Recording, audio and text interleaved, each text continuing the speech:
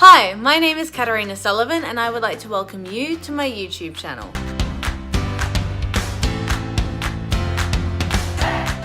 Today is going to be a struggle to get through this video because my asthma is playing up so much and nothing is helping. Like Flixotide, Ventolin, I can't breathe.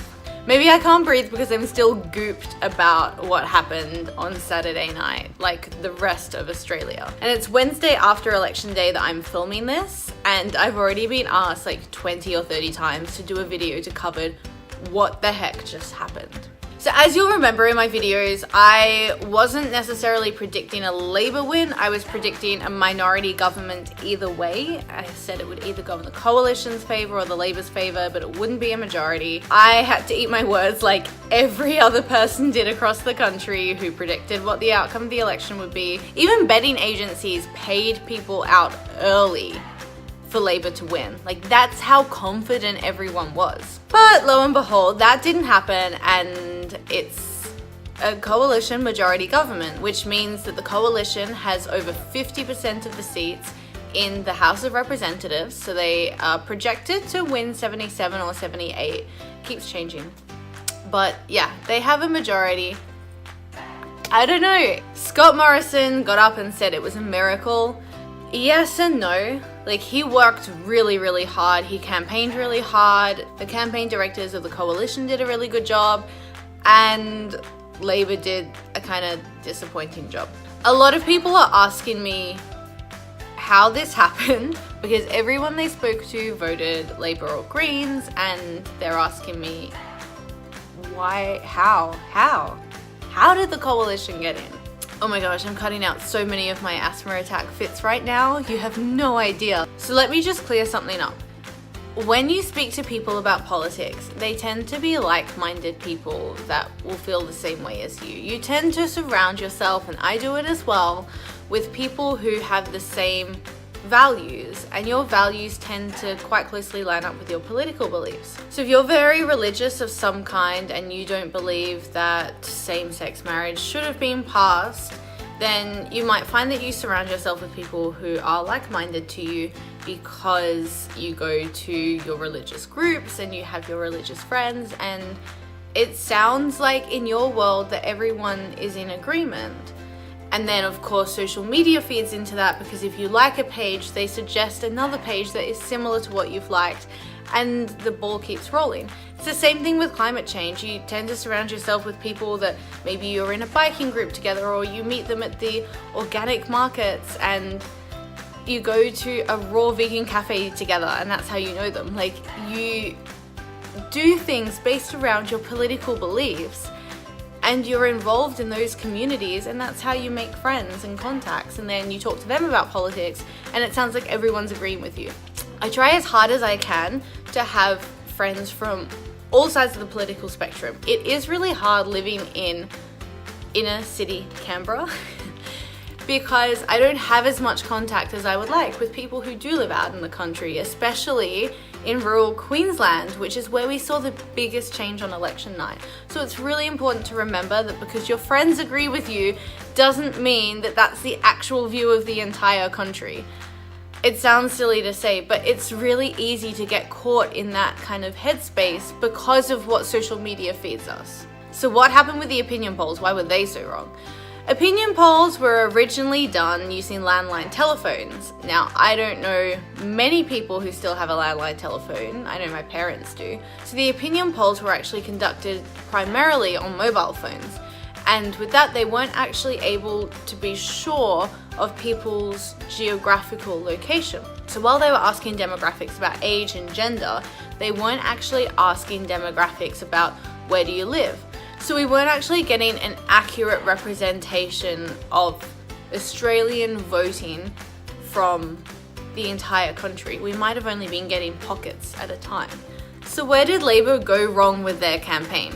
Well, this was the unlosable election for Labor. There was no way that they could lose, according to all of the political commentators. Well, not all of them.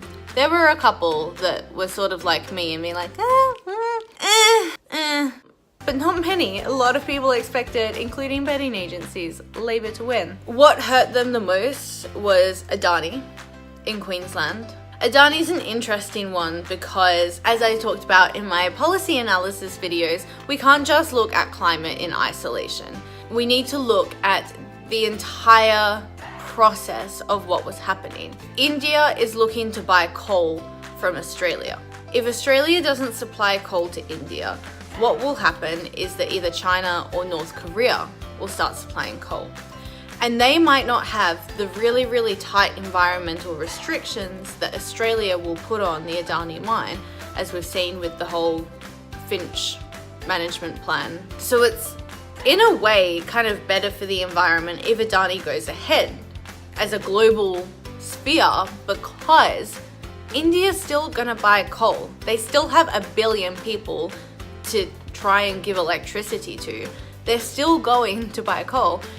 If we can make the coal as clean and environmentally friendly as possible, while we start researching ways to commit to renewable energy and actually be able to export renewable energy overseas, then at least we're sort of somewhat controlling the environmental damage that coal is doing. And it sounds kind of horrible, but that's the truth of it. And the other really important thing with Adani is the social impact, that there are a lot of people living in the areas around Adani who otherwise don't have employment at the moment. There's high rates of mental health and substance abuse issues because of the unemployment. So we're actually empowering communities out there through Adani.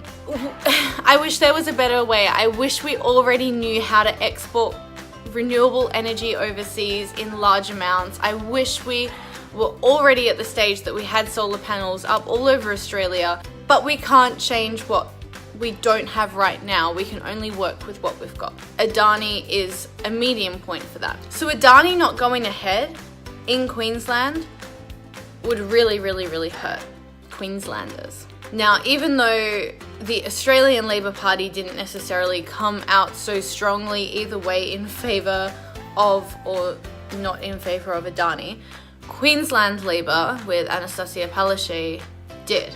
And that's where it kind of started to hurt Labor. The other really key thing was negative gearing and franking credits. More so negative gearing, I think. So I kind of talked through really briefly what those two things meant. What was happening with my experience personally with franking credits and negative gearing was that my Labor candidates were using grand statements about X percentage of people are wealthy earners and are getting the most out of franking credits. But what happens in an election is that it's one seat by seat. So you've got your really safe seats. For example, Canberra, I live in a really safe seat. The Liberal Party wasn't going to win. That was never going to happen. The Liberal Party was not going to get in. The Greens, I mean, they had a huge swing towards them, but it was very, very unlikely they were going to get in as well. This seat isn't really the focus of an election. It's a safe seat. Politicians aren't pouring their money into it to fight the campaign. The parties are putting their money more into the marginal seats to get the vote. So while these, I can't even remember the percentage, it's something like 74% of people that negatively gear or receive franking credits, with one of the two are high income earners. Maybe in a seat like Wentworth, that would be the case, where it's an economically conservative stronghold. In a marginal seat, you might see more low-income earners engaging in practices of negative gearing and low-income self-retirees engaging in practices of franking credits. And this is where things started to hurt. I know personally a lot of my friends in Western Australia that have gone to work up in the mines have, before they ever got to the mines, had jobs that were rather low income earning. They've done things that are considered sort of menial. And now that they are doing fly in, fly out work, they have all this money and they're buying these houses negatively geared. And they're traditionally Labor voters, but at this election would have voted Liberal because of the negative gearing. And so while it might be about the whole country, most people are high income earners, Labor wasn't going to lose the votes of the high income earners because they traditionally will go more to Liberal. They were going to lose the votes of the low income earners that had negatively geared their properties and were using franking credits for their self-funded retirement. So there was a little bit of miscalculation there, that we can't talk about the statistics of an entire country and forget about the people that make up the other part of the statistic, because it's still, you know, when it comes down to seats like Herbert, that last election, not the one just being, but like the one before, were won by 37 votes. You're talking about 37 individual people's lives, and those votes count and those lives matter. As a politician and in public policy making, and even myself, I've been caught in this trap that it's really easy to think of these statistics of like 25 million people in the country, just nice round multiple of 5, and 0.5% of the population are homeless. 0.5% sounds like nothing. But then when you break that down, it's actually 115,000 or 116,000 from memory. That's a lot of people. I mean, I don't know that many people, and I couldn't imagine all of my network, probably times about 100, as homeless. That's a quarter of the population of Canberra. That's insane. And I think we get bogged down in these statistics and forget that these are individual people living their individual lives, and they matter. And that's where Labor got into this trap of using these big grand statistics for the whole country and not looking at it electorate by electorate. So for the people who are really passionate about the environment, people are saying our environment's doomed. Our environment's not doomed. And I have faith because of Warringah. So Zali Steggall won Warringah, which was Tony Abbott's seat, and she beat him out of his own seat that he'd held since the 90s. It was a vote for climate change. That's essentially what happened, was that people in Warringah said, you know what, we're sick of not having real action around climate change. But they're still economically conservative, and that's what's really missing, is that social, environmentally progressive and economically conservative party that will be responsible with money but have fantastic policies towards progressing equality and climate change. Not progressing climate change, mitigating climate change.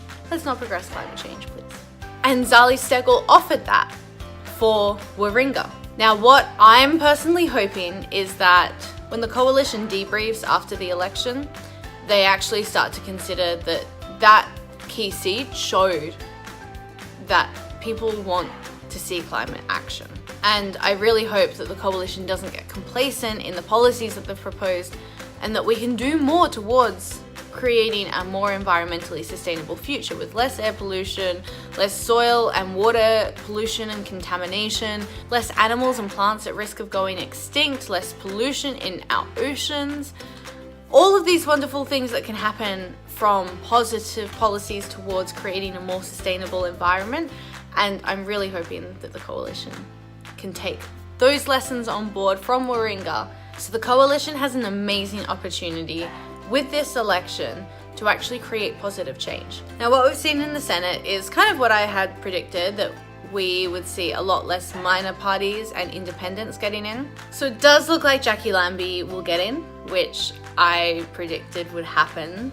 Just how hard she campaigned. I was watching her on social media. I was like, you go girl. That's amazing dedication. United Australia Party literally has no one in, even though they spent $50 million, and I think they've only got about $650,000 funding back. So yeah, that was interesting. At least now you won't see 6 billion UAP ads on TV, and my phone won't have my favorite person in my phone as UAP because they message me more than my friends do. My friends need to step their game up. With One Nation, it's still unsure as to whether or not Malcolm Roberts will get in. If you remember, Malcolm Roberts was in at the 2016 election, but then came up with the dual citizenship scandal, resigned, and now looks like he's coming back. Fraser Anning is gone, for anyone that is wondering what happened. I haven't even seen the vote counts. Once all the votes are counted and finalized, I will do a video that goes through some of the counts. because there are some seats that are super duper close. So the coalition isn't going to have a majority in the Senate at this point, but they will have the most senators out of any party. And of course, you've got the Australian Conservatives in there with Cory Bernardi and 2 people from Centre Alliance. So there is a little bit of support in the coalition's favour. And also Pauline Hanson still in there. And potentially Malcolm Roberts. We'll see what happens. But otherwise, that's it for the minor parties, and it's so different to the 2013 election. And it's a good thing because it means that Australians have more control over their preferences, and it's not people on 19 votes that are getting in somehow. Or 77 votes really that were elected, 19 votes that got in by default. So that's what's happening with the Senate. I think the coalition will be in a really strong place to actually lead for the next 3 years, and hopefully with the new rules around changing leadership, we won't have a different Prime Minister in 12 months' time. But honestly, just don't bet on anything. Do not bet on anything. So that's basically what happened. Labour stuffed up in some really key seats. The coalition ran a really strong campaign. Hopefully the coalition learnt their lesson through Tony Abbott and Zali Steggall. I don't know what else to really say. I'm still in a state of shock. I was at the press club to watch the results get counted on Saturday night. I was laughing because Mum's like, oh, the coalition's winning, when they had like 4 seats to none. At the very, very beginning of counting. And of course, they're the seats that are being counted. And then it just kept going the whole night like that. The coalition ahead, and then Labour slowly... I was like tapping the TV, like, is this thing working properly? But that's what happened. It happened. So yeah, I'm still in shock. I honestly think this could be a really good thing for Australia through having a strong economy, but also being able to leverage that climate action now. Because we have seen the coalition come undone in one key seat in New South Wales, Warringah, around the issue of climate. So for people who are advocating for climate change, this is now your time to go in and leverage the heck out of that. But also, I think personally, if I was advising anyone in any political position, I would be advising them to go back to the global goals that we went through in our policy video and just make sure everything is being covered in that agenda.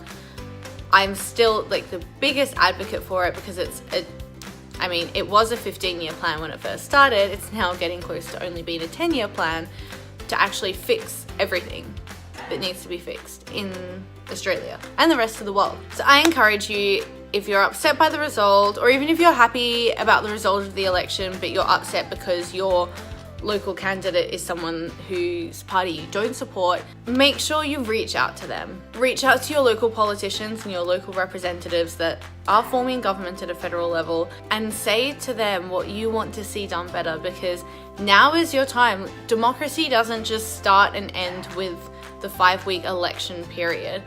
It's continuing throughout all of Australia at all times. You can always be involved in the democratic process, and I encourage you so strongly to get to know your local representative, reach out to them, write letters, write emails, phone call, Twitter, Instagram, Facebook, whatever you want to do, LinkedIn, whatever you want to do. Just make sure you do it in a really respectful way, because the only way we can actually see real change is if we work collaboratively together. We can't create change by fighting with one another. We get bogged down in the drama and the rubbish then.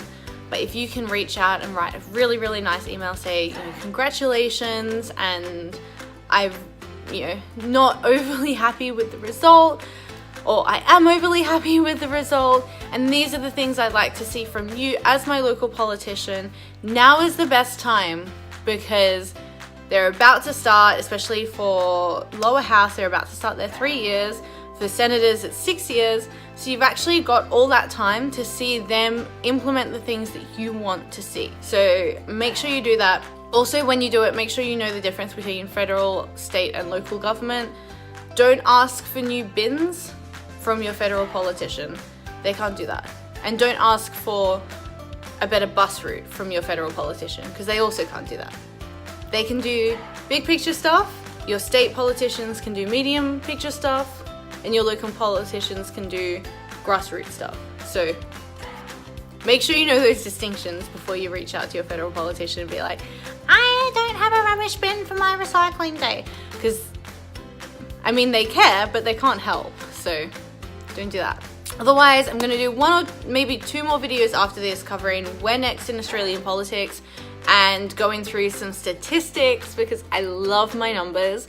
I'm such a nerd. And I'd love to go through some of those numbers in the key areas with you. And you can totally go to sleep throughout the video if you want. I won't be offended, because I know people don't get as excited about numbers as I do. And then we'll go back to our regular videos around how the Australian political system works and hot topics in Australian politics, and keep asking me your questions about young entrepreneurship and young people in politics and anything like that, because I would be more than happy to do a video to cover those. They're the videos I started out with originally, and it was from you guys asking me how the Australian political system works that I started doing these political videos. So I am just a slave to your questions. Whatever you need to know, ask me and I will do my best to answer. If I can't answer, I'll make something up that will sound pretty good. No, I won't. I'll do my research. That's what I'll do. I'll do my research and then do a video. Ask away with your questions. Thank you so much for tuning in over the election period. It was tough to get through all those videos, but every time I got a good comment, I was like, I have to film again. I have to film again. So thank you for keeping me energized, and you're all amazing. Thank you to the people that went out and voted and did their civic duty and enjoyed democracy sausage and supported their local Rotary clubs and charities and public schools that put on the sausage sizzles and bake sales. And thank you to all the democracy doggos that made my life. Special shout out to Piccolo, who I fell in love with. If you don't know who Piccolo is, you need to go on my Instagram and scroll down to, like, I don't know, it was maybe Sunday the 19th of May that I posted. Piccolo, literally the cutest animal alive. And I met him on election day, and I almost forgot about, like, the importance of voting on election day. That's how cute he was. And then I remembered that I just voted, and it was pretty amazing. So thank you to everyone. I'm gonna go before I actually die of an asthma attack. Have an ambulance on standby for me for the next video. If you have any, like, suggestions about how to deal with asthma when medications don't seem to be doing anything, please let me know, because it's hard to breathe. Love everyone who is supporting me, and I hope you all have an amazing day. And I'll see you next time. Peace.